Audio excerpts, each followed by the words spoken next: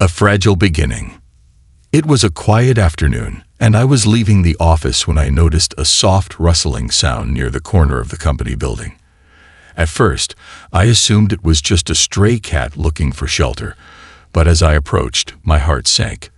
There, by the bushes, sat a calico cat, her eyes wide with distress.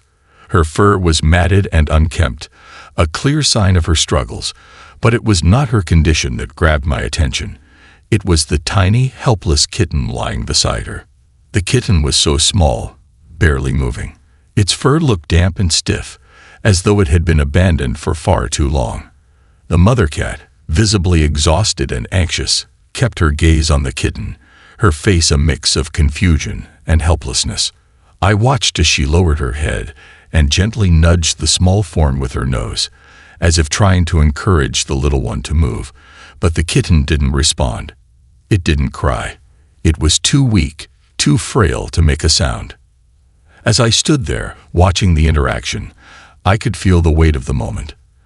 The mother cat's gaze seemed to search for answers that she didn't have. What could she do for her kitten? What could any of us do? She couldn't carry the tiny life away, not when it was too weak to follow her. I hesitated for a moment. I was unsure of how to approach this.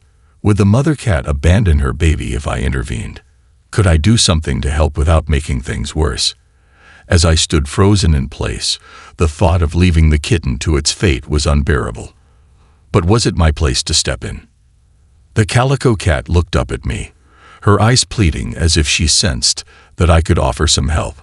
But what could I possibly offer?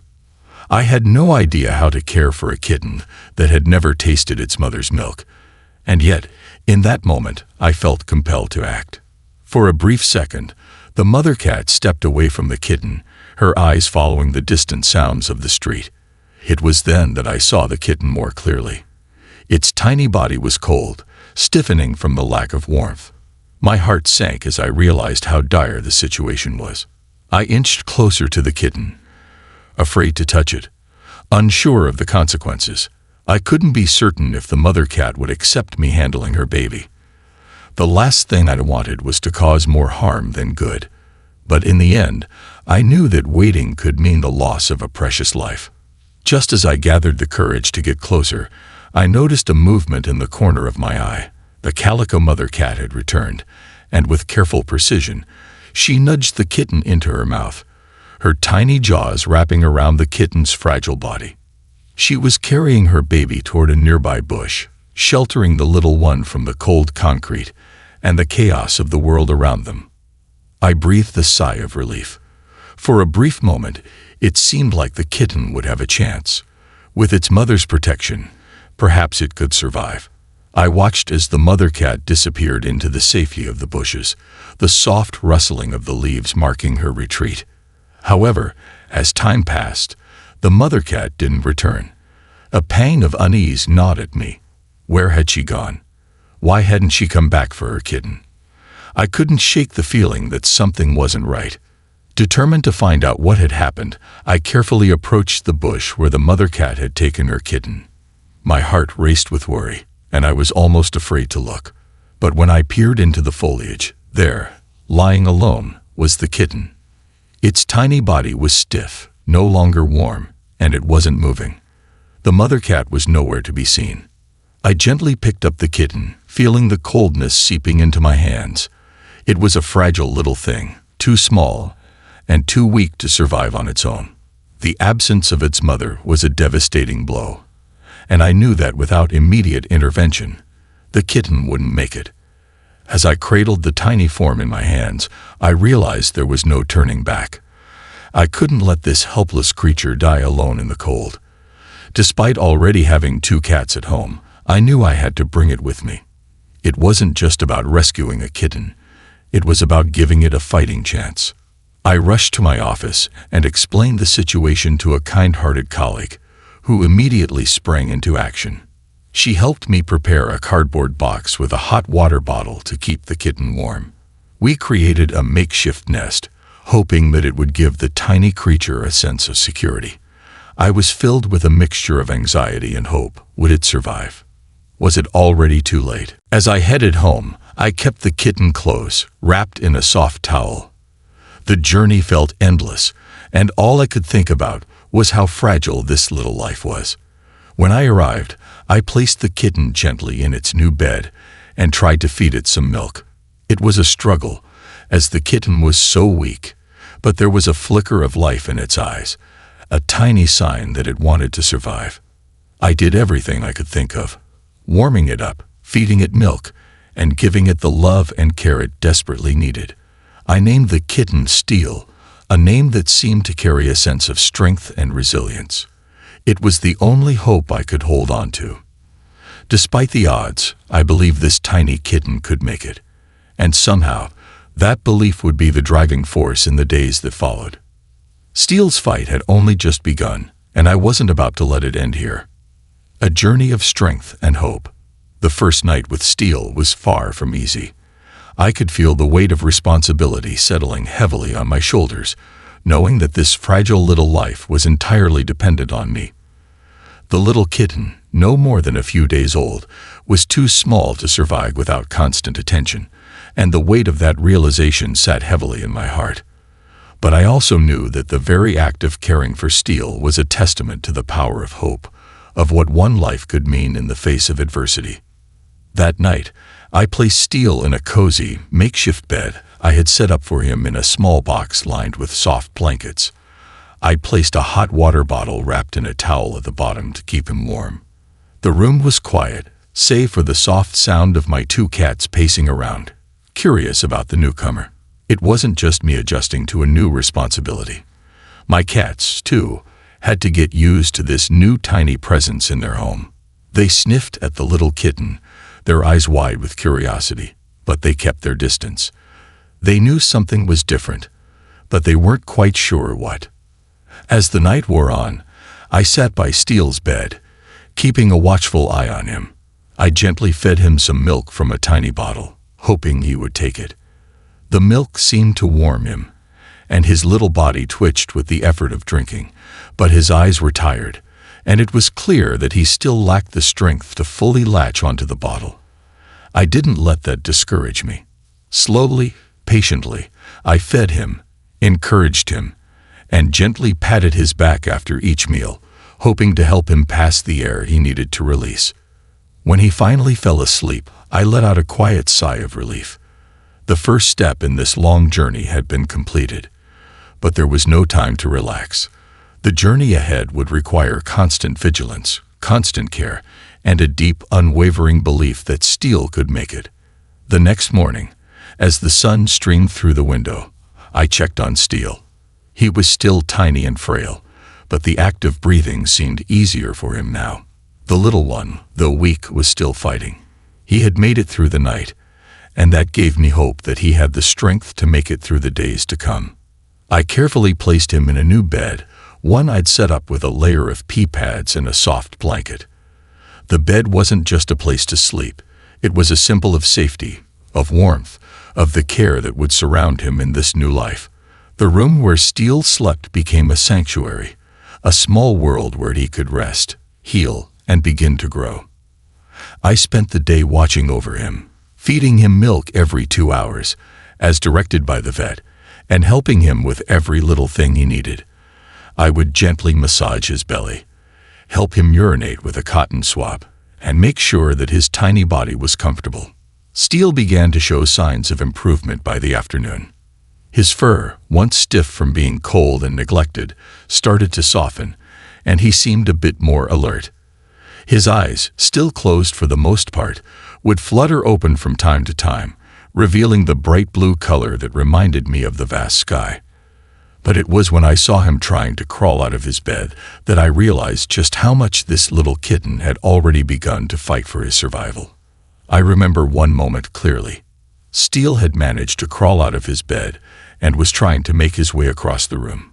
His movements were wobbly, unsure, but there was a certain determination in his tiny steps. As he reached a stuffed toy, he nuzzled it and fell asleep, curling up with it like it was his mother, seeking the warmth and comfort he had been missing. It was then that I truly realized the depth of his need for love, for warmth, and for survival. With every little sign of improvement, I began to believe more and more that Steele would survive. He wasn't just a helpless kitten. He was a tiny warrior, pushing through the pain and the struggle to live. But there were still challenges ahead. The vet had told me that his development would be slow and that I had to be patient, but as I looked at him, I felt a sense of urgency. Steele's survival was not guaranteed, and each day mattered. Every moment spent nurturing him felt like a battle won in the war against time. The following days were a blur of feeding, cleaning, and caring for Steele.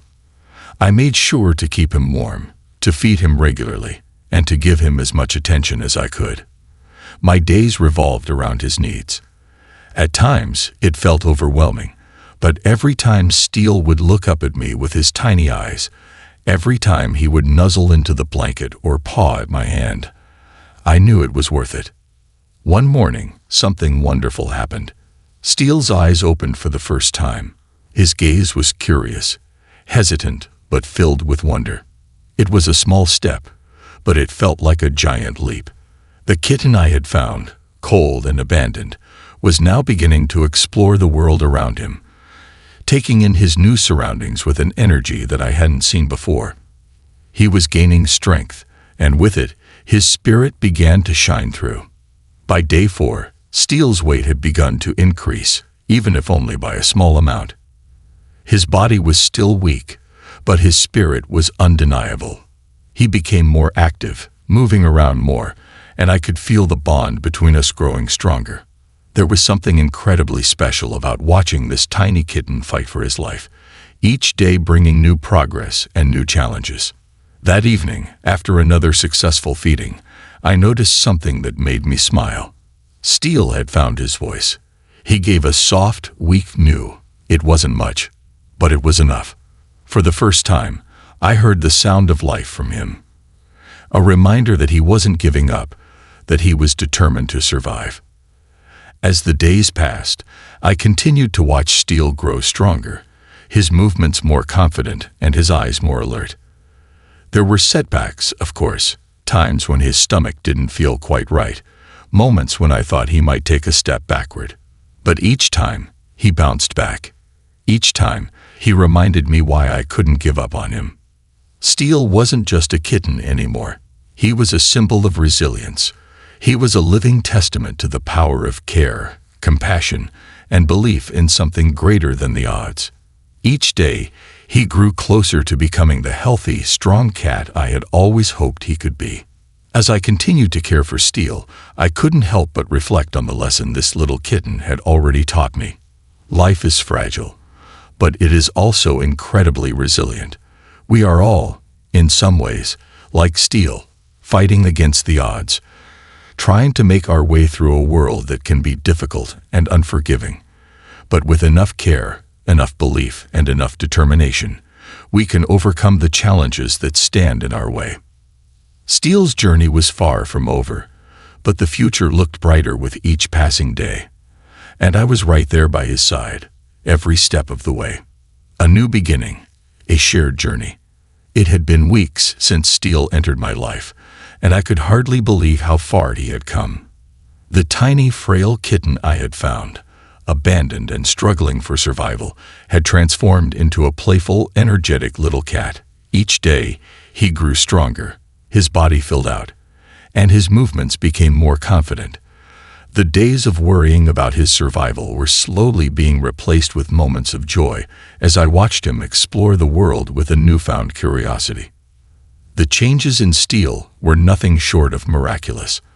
I'd grown used to his constant companionship, the way he would follow me around the house, the way his tiny paws would tap against the floor as he learned to walk.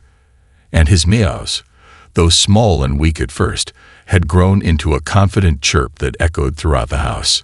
He would paw at my hand, begging for attention, and I would smile, knowing that every day I spent with him was another victory. But what I hadn't realized until now was that it wasn't just Steele who had changed. I had too. When I had first found him, I thought I was the one saving him. But as time went on, I began to see that it was Steele who was saving me. Through him, I had rediscovered the importance of patience, of hope, and of never giving up, no matter how difficult the journey may seem. Steel had become more than just a pet. He had become a reminder that we are capable of so much more than we think. We often forget that even in the darkest moments, there is always hope, and there is always the possibility for new beginnings.